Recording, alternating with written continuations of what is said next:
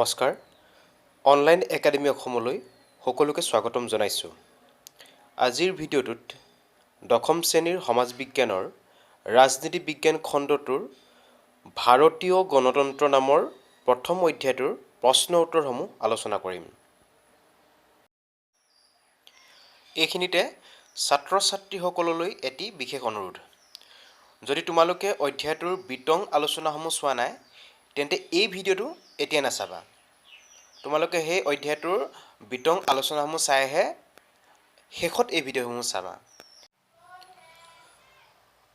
পাঠটোৰ বিতং আলোচনাসমূহ 4টা পাৰ্টত ভাগ কৰি দিয়া হৈছে।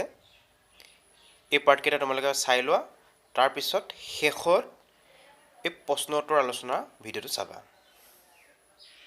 এতিয়া আহা প্ৰশ্ন উত্তৰসমূহ আলোচনা কৰোঁ।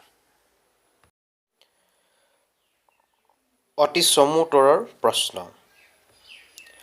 1945 চনত অনুষ্ঠিত হোৱা নিৰ্বাচনত ইংলেণ্ডত কোনটো দল জয়ী হৈছিল? আৰু ইয়াৰ উত্তৰটো হ'ল 1945 চনত অনুষ্ঠিত হোৱা নিৰ্বাচনত ইংলেণ্ডত শ্ৰমিক দল জয়ী হৈছিল। প্ৰশ্ন 2, কেবিনেট মিছন ভাৰতলৈ কেতিয়া আহিছিল? কেবিনেট মিছন ভাৰতলৈ 1946 চনত আহিছিল। 3, সংবিধান সভাৰ প্ৰথম সভাপতি কোন আছিল? উত্তৰটো হ'ল সংবিধান সভাৰ প্ৰথম সভাপতি আছিল ডক্টৰ শশীদানন্দ সিনহা। 4 নম্বৰ, খচৰা সমিতিৰ অধ্যক্ষজনৰ নাম কি? ইয়াৰ উত্তৰ হ'ল খচৰা সমিতিৰ অধ্যক্ষজনৰ নাম হ'ল ডক্টৰ B.R. আম্বেদকাৰ। 5 নম্বৰ, সমাজবাদী আৰু ধৰ্মনিৰপেক্ষ শব্দ দুটা সংবিধানৰ কিমান সংশোধনী মতে প্ৰস্তাৱনাত সন্নিৱিষ্ট হৈছিল? ইয়াৰ উত্তৰটো হ'ল সমাজবাদী আৰু ধৰ্মনিৰপেক্ষ শব্দ দুটা সংবিধানৰ 42তম সংশোধনী মতে প্ৰস্তাৱনাত সন্নিৱিষ্ট হৈছিল। 6 নম্বৰ, ইংৰাজী ফেডাৰেশ্যন শব্দটো কোনটো লেটিন শব্দৰ পৰা আহিছে? ইংৰাজী ফেডাৰেশ্যন শব্দটো ফেডাছ নামৰ লেটিন শব্দটোৰ পৰা আহিছে। ফেডাছ। 7 নম্বৰ প্ৰশ্ন, যুক্তৰাষ্ট্ৰৰ গৃহভূমি বুলি কাক কোৱা হয়? উত্তৰটো হ'ল যুক্তৰাষ্ট্ৰৰ গৃহভূমি বুলি আমেৰিকা যুক্তৰাষ্ট্ৰক কোৱা হয়। 8 নম্বৰ প্ৰশ্ন, ভাৰতবৰ্ষত দ্বৈত নাগৰিকত্বৰ ব্যৱস্থা আছেনে? ইয়াৰ উত্তৰটো হ'ল ভাৰতবৰ্ষত দ্বৈত নাগৰিকত্বৰ ব্যৱস্থা নাই। 9 নম্বৰ প্ৰশ্ন, ভাৰতবৰ্ষৰ সংসদীয় গণতন্ত্ৰৰ ধাৰণাটো কোনখন দেশৰ সংবিধানৰ পৰা অনুকৰণ কৰা হৈছে? উত্তৰটো হ'ল ভাৰতবৰ্ষৰ সংসদীয় গণতন্ত্ৰৰ ধাৰণাটো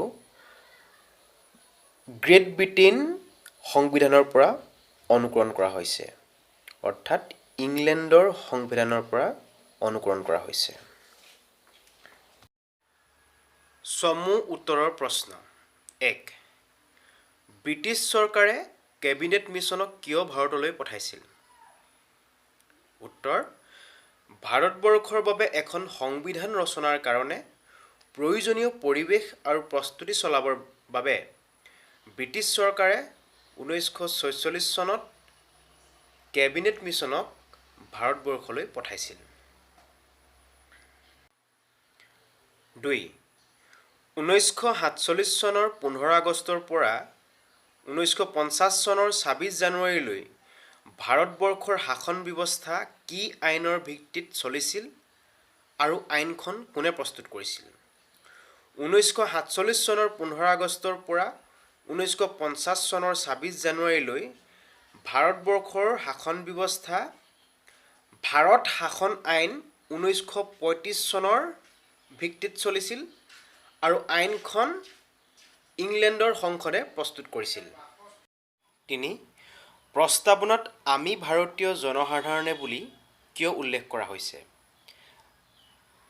প্ৰস্তাৱনাত আমি ভাৰতীয় জনসাধাৰণে বুলি উল্লেখ আছে। আৰু এই উক্তিটোৰ দ্বাৰা সংবিধান প্ৰণেতাসকলে স্পষ্ট কৰিছে যে সংবিধানখনৰ ৰচক হৈছে ভাৰতীয় জনগণ। সংবিধানখন ভাৰতীয় জনগণৰ আৰু ভাৰতীয় জনগণেই হৈছে এই সংবিধানৰ আঁৰত থকা বৃহৎ শক্তি। আৰু সেইবাবে প্ৰস্তাৱনাত আমি ভাৰতীয় জনসাধাৰণে বুলি উল্লেখ কৰা হৈছে। পৰৱৰ্তী প্ৰশ্ন, সাৰ্বভৌম মানে কি বুজা? এই প্ৰশ্নটোৰ উত্তৰ তোমালোকে পাঠভিত্তিক আলোচনাত পাই যাবা। গতিকে সেই ভিডিঅ'বোৰ চাবা, তাতে তোমালোকৰ উত্তৰটো সুন্দৰভাৱে বিশ্লেষণ কৰা হৈছে। 5 নম্বৰ প্ৰশ্ন, কোন চনৰ কিমান সংখ্যক সংশোধনী অনুসৰি সংবিধানৰ প্ৰস্তাৱনাত সমাজবাদী আৰু ধৰ্মনিৰপেক্ষ শব্দ দুটা সন্নিৱিষ্ট কৰা হৈছে? উত্তৰ 1976 চনৰ 42তম সংশোধনী অনুসৰি সংবিধানৰ প্ৰস্তাৱনাত সমাজবাদী আৰু ধৰ্মনিৰপেক্ষ শব্দ দুটা সন্নিৱিষ্ট কৰা হৈছে। 6. অৰ্ধ যুক্তৰাষ্ট্ৰ কাক বোলে? উত্তৰ, যিবোৰ ৰাষ্ট্ৰৰ শাসন ব্যৱস্থাত যুক্তৰাষ্ট্ৰীয় চৰকাৰৰ বৈশিষ্ট্য দেখা যায়, আনহাতে একীকৃত চৰকাৰৰ বৈশিষ্ট্যও একে সময়তে দেখা যায়, সেইবোৰ ৰাষ্ট্ৰক অৰ্ধ যুক্তৰাষ্ট্ৰ বোলা হয়। উদাহৰণস্বৰূপে ভাৰতবৰ্ষ। 7 নম্বৰ প্ৰশ্ন, কোনখন আইনে পৰাধীন ভাৰতবৰ্ষত সীমিত সংসদীয় পদ্ধতি প্ৰৱৰ্তন কৰিছিল? উত্তৰটো হ'ল 1935 চনৰ ভাৰত চৰকাৰ আইনে পৰাধীন ভাৰতবৰ্ষত সীমিত সংসদীয় পদ্ধতি প্ৰৱৰ্তন কৰিছিল। এতিয়া আহিল দীঘল উত্তৰৰ প্ৰশ্ন। প্ৰথমটো প্ৰশ্ন হ'ল, ভাৰতবৰ্ষৰ সংবিধানৰ প্ৰস্তাৱনাত সংবিধানৰ আদৰ্শ কেনেদৰে প্ৰকাশ পাইছে আলোচনা কৰা। উত্তৰটো হ'ল, প্ৰস্তাৱনা হ'ল সংবিধানৰ পাতনি। কোনো এখন গ্ৰন্থৰ পাতনিত যেনেকৈ গ্ৰন্থৰ বিষয়ে চমুকৈ সকলো কথা উল্লেখ থাকে, ঠিক একেদৰে ভাৰতবৰ্ষৰ সংবিধানৰ প্ৰস্তাৱনাতো সংবিধানৰ মূল বিষয়বস্তু সম্পৰ্কে বিৱৰণ আছে। সেইবাবেই বহুতে প্ৰস্তাৱনাক ভাৰতৰ সংবিধানৰ আত্মা, বিবেক, দুৱাৰদলি, চাবিকাঠি এনেদৰে অভিহিত কৰিছে। প্ৰকৃতাৰ্থত প্ৰস্তাৱনাত সন্নিৱিষ্ট কথাখিনি জানিলেহে সংবিধানক জনাটো সম্ভৱ। প্ৰস্তাৱনাৰ প্ৰতিটো শব্দৰ মাজতে লুকাই আছে সংবিধানখনৰ আদৰ্শ, দৰ্শন আৰু লক্ষ্য। উদাহৰণস্বৰূপে সংবিধানৰ প্ৰস্তাৱনাৰ প্ৰথম যিটো উক্তি, আমি ভাৰতৰ জনসাধাৰণে, এই উক্তিটোৱে এটা কথাই সূচাইছে যে এই সংবিধানখনৰ ৰচক হৈছে ভাৰতবৰ্ষৰ জনসাধাৰণ আৰু ভাৰতবৰ্ষৰ জনসাধাৰণেই সংবিধানৰ আঁৰত থকা বৃহৎ শক্তি।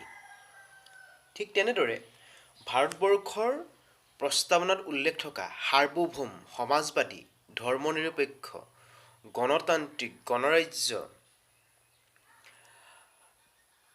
আদি শব্দবোৰে সংবিধানৰ অন্তৰ্নিহিত উদ্দেশ্য, লক্ষ্য আদিবোৰক প্ৰকাশ কৰিছে।